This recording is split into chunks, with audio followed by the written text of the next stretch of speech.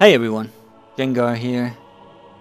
Welcome to the 16th episode of Sub's Choice, the series where you decide what I fly out by leaving me your requested planes in the comments below. Today we're flying out the Focke-Wulf 190 A-8, which was requested by Anthony and 6 others who supported him in his choice. Narrowly second place lost was the D14 with 5 votes, so maybe next time guys. But today we're looking at the A-8 in arcade. I'll see you in the match. Hey guys, so here we are in the match. We are climbing. We have the desert map in a beautiful sunset. Let's see what we can do. Typhoon. We don't have to do anything to that typhoon. They kill each other, looks like. My ally was shot on fire. He's going for the firefly. Got a arrow cobra up high and a bomber. Let's see how the situation develops. Most of the climbers have been taken down already. So we're in a good spot. We have been trying to climb. This plane doesn't have a fantastic climb rate, but we still managed to get up very high. And as our competitors on altitude have been bugged here, let's see what he does. He immediately drops altitude and tries to maneuver, doing a decent job getting out of the way, but we do get him here. Remove him. That's the last guy on altitude except for this Corsair here, which just stalls out before my guns. And with the firepower on this plane, you can't forget about it. Oh, the firepower on this plane. Fantastic.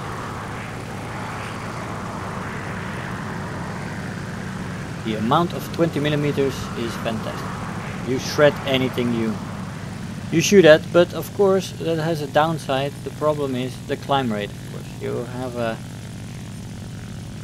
a worse climb rate than pretty much anything at its battle rating. That is also a fight. And that is acceptable. The firepower in arcade makes up for it. Now we didn't want to stay behind that guy, behind those gunners too long, because you know, a fire happens and that is not a nice end to a match.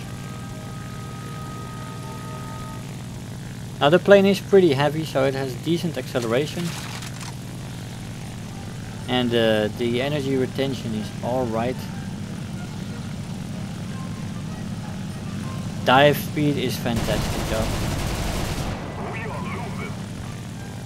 We don't get him with that short burst, and we managed to avoid all his shots.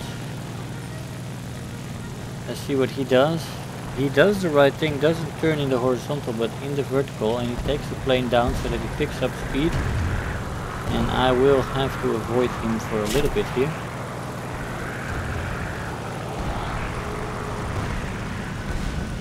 I think we got hit by a tracer there because his shots missed, all of them. I have no damage, but something hit me, and I have a feeling that that was the tracer.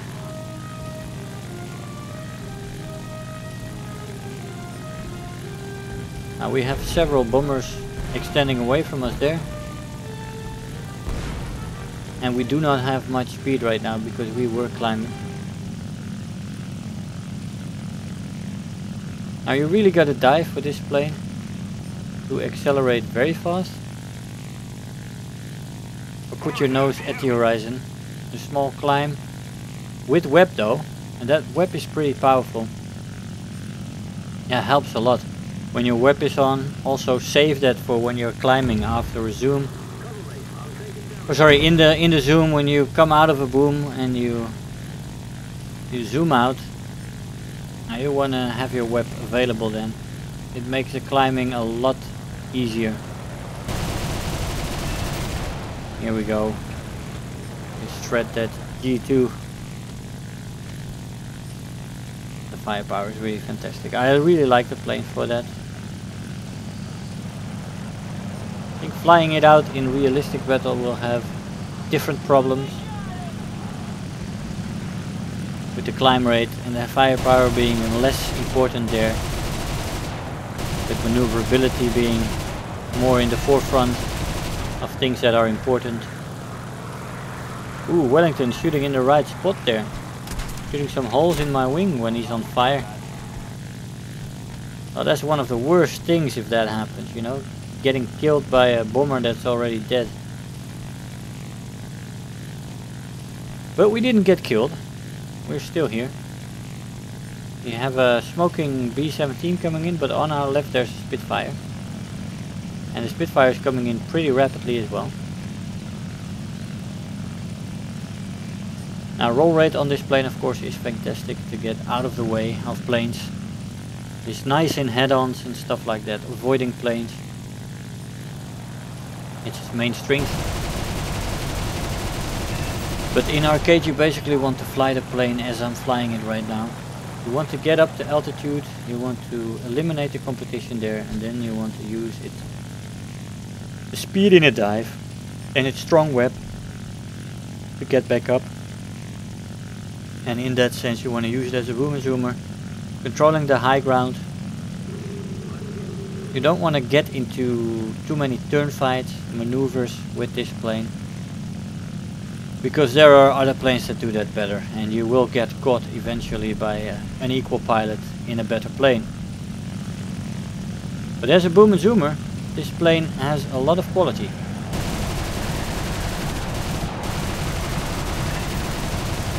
Look at this firepower. Just the hits falling into that bomber. You just gotta love it.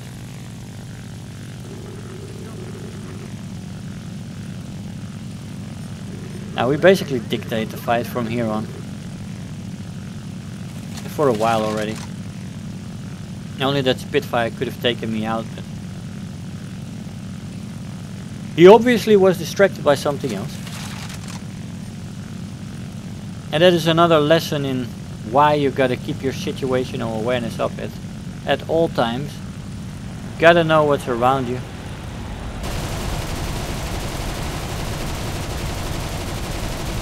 There he goes. Full 190. Ooh. You know, quickly use the rudder there in the elevator to quickly snap out of the way of that head-on. But I did put him on fire. And he didn't catch me. The reflexes are still there. Hey, I'm getting older, you know. I'm no longer 18. But the reflexes are still there. That's nice. We're looping. We're getting close to stall speed here. Look at that picture, guys. Wow. Very nice. The visuals on this game are only improving. I can definitely appreciate that. Now let's see as to our run here. Do we have any climbers? We have one King Cobra there, Bagot again, who is pretty close and seems to be deciding to go into a small dive there. We're still way faster than him. Let's see if we can get guns on target with him. We do spot this Yak 3 though, that is going up, and we change target. Shooting him out of the sky. He was aiming for that ally up there. But yeah, another situational awareness fail there. It happens. There's a lot of tunnel visioning going on in this game. A lot of people forgetting their surroundings while they are going for an ally. Always keep watching around you. One of the most important things. It is really one of the basic skills that are most important. Situational awareness. Keep looking around you. Sometimes it is that simple. That Spitfire eludes me. I'm not going to follow that while I am right underneath the enemy spawn basically. If I would do that at 109 for example, would have been on me in no time. And that would have presented me with a problem. So we're taking it back up.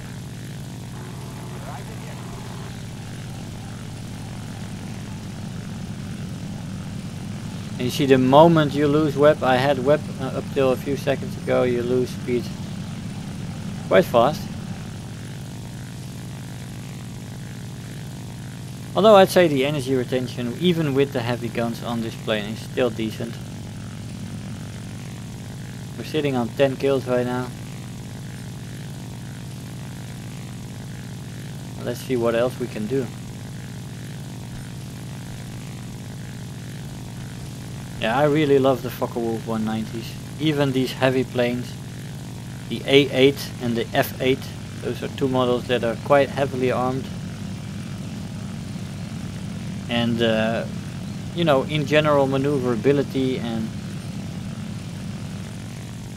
turn time and all that stuff, there is planes that are better, but you can still make these planes work. They have a niche, and that is strict boom and zoom roll. Yeah, we won that head on. He started way too late. You know, as we stopped the fire with when he was still outside of the kilometer, started to maneuver. He didn't even fire yet up to that point.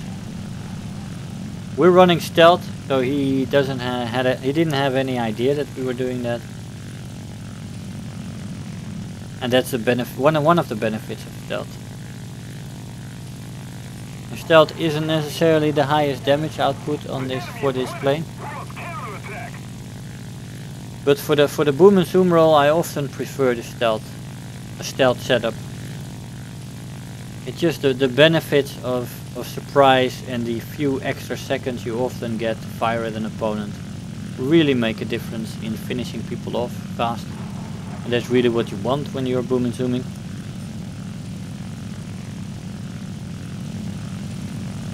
Now let's see if we can get this LA5 before the timer runs out. We are losing this match, looks like. My team was basically getting killed. Second in the team with 11 kills. We lost the match. Now let's see what rewards we have. 35,600 Silver Lions, 3,600 research points. And what do we have? We only have Survivor in this battle. Second place. We didn't have the highest points, that's the reason. I'll see you in the conclusion. Hey guys, so here we are after the match. Now, looking objectively at this plane, it is not a very good plane. The plane has one of the worst top speeds at this battle rating. Pretty much everything you find at this battle rating is faster, including everything in this lineup except the ME410 and the LA5FN, which sits much lower in battle rating. And this is a heavy fight. The rest is faster than this plane. Most planes are faster by 20, 30 and some even more kilometers an hour. So you're not a fast plane at this battle rating. That's for starters. The climb rate of this plane is not very good either. There's multitudes of fighters that climb better than you. Turn time isn't too great either. Acceleration, yeah, I call it decent, but only decent if you put the nose straight down, and the plane is pretty heavy, so it wants to go down then, but acceleration in anything but a steep dive is not great. Energy retention is decent to good. I'd say it's pretty good. You can use that to your advantage, especially with the strong web this plane has. It also has a great roll rate, one of the best in the game, you know, Focke-Wulf 190, and it has fantastic firepower.